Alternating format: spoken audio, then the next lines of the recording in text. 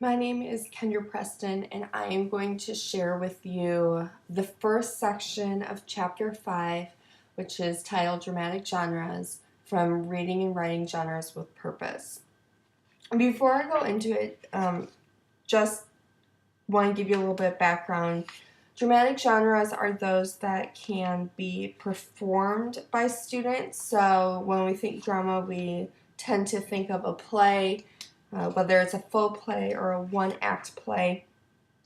And then dramatic genre is also allowing the students to perform, so doing dramatic poetry readings or poetry slams. All of that fits within the dramatic genre. So it began with rethinking about popular drama.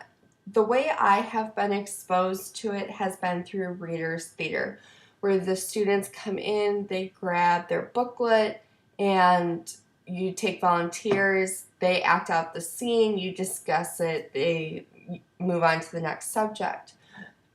This chapter explains that that is not an effective way to teach drama. Plays differ from narratives in the sense that they are meant to be performed, and in order for a performance to be successful, students need to have the opportunity to go through and work with the material and feel comfortable and confident that they can deliver it just as well as they can read it. And so the chapter goes on to explain a play is not a standalone text. It is more like an architect's blueprint needing to be fleshed out.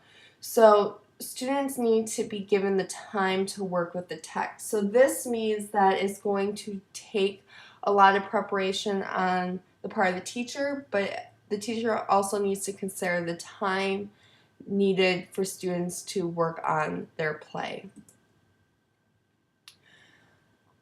Dramatic genres are a powerful tool in the classroom, especially with the implementation of the Common Core State Standards, because they allow students to incorporate all the 4 areas. So they are reading, writing, speaking, and listening. And an interesting fact was the Common Core State Standards refer to drama 43 times. And so it's a great way to bring to life a lesson and get students involved in what they are learning. So you could be reading the play, and then for writing, they could either write their own play or they could be responding to questions either generated by the performers or generated by the teacher.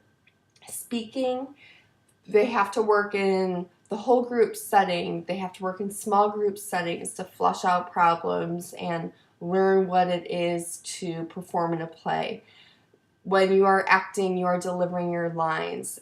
When you are giving stage cues. So all of these fit the speaking role. And then listening, of all the genres, I think listening is the most relevant in this situation, because in order to deliver a successful play, students need to be paying attention so they know when their lines are up.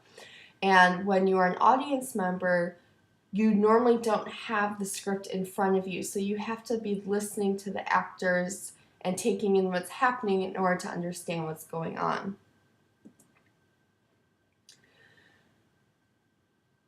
They gave an example of what genre with purpose looks like, and the example provided was a 7th grade classroom, and they were writing a one-act play. These are the 4 different steps that were discussed in this section. So the first is that students need to research what they are going to be expected to do prior to the writing process. So for example, this was a one-act play, and the teacher needed to expose the students to what a one-act play was. There were students who didn't know that a one-act play had a limited amount of scenes, and they needed to understand the character interactions, the settings, the backgrounds, all of those different elements of the play.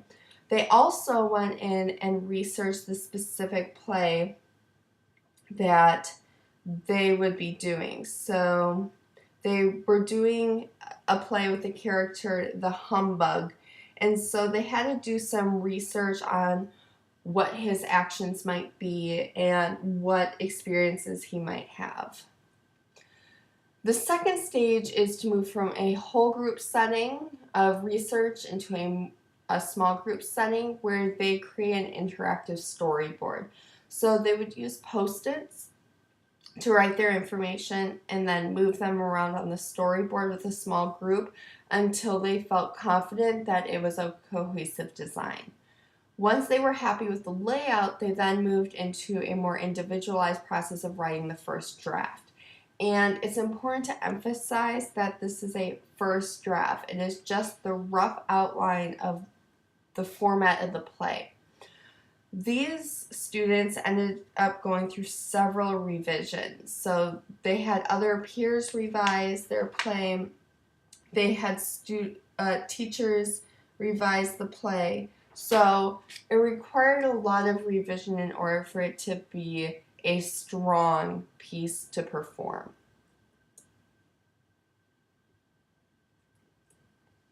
Moving on to the first two principles. So the first principle of how to teach a dramatic text with purpose is to design compelling, communicatively meaningful environments.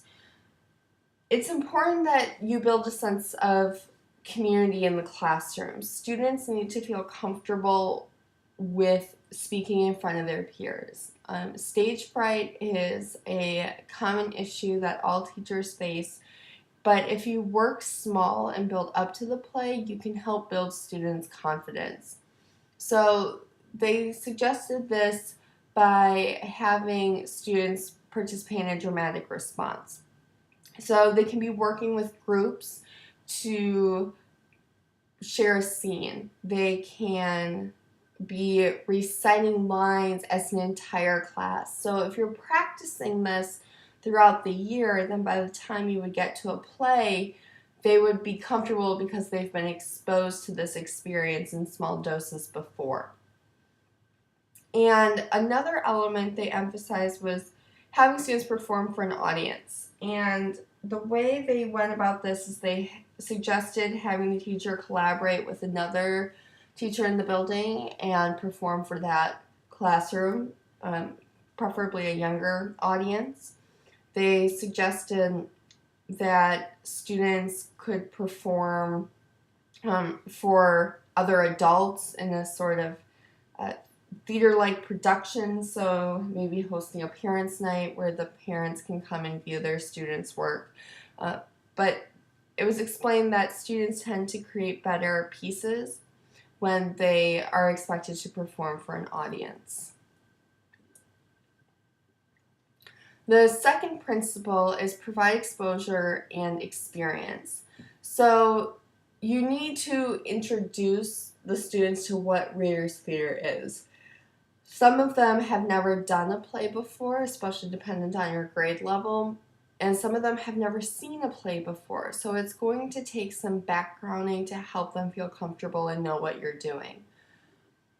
The second one, I understand where they're coming from, but I don't know how effective that is in our current school climates.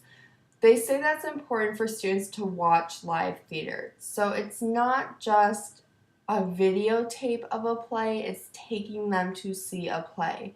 And I think that's a wonderful idea, but I know in my district it's really hard to get a field trip approved.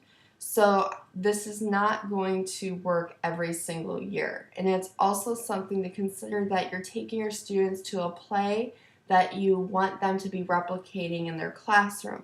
So if you're doing a one-act play, it wouldn't make sense to go see a Shakespearean performance. So their experience has to mirror what you're doing in the classroom, and that's not always going to happen.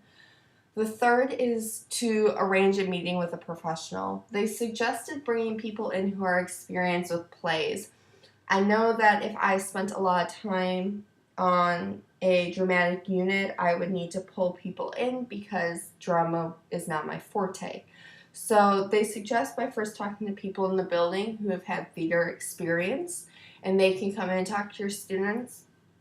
They suggested that you could then branch out and talk to local universities and see if a professor or a seasoned student could come and share with your class about drama. And then finally, they said that traveling theater troupes, you could try and get those performers to come into your classroom.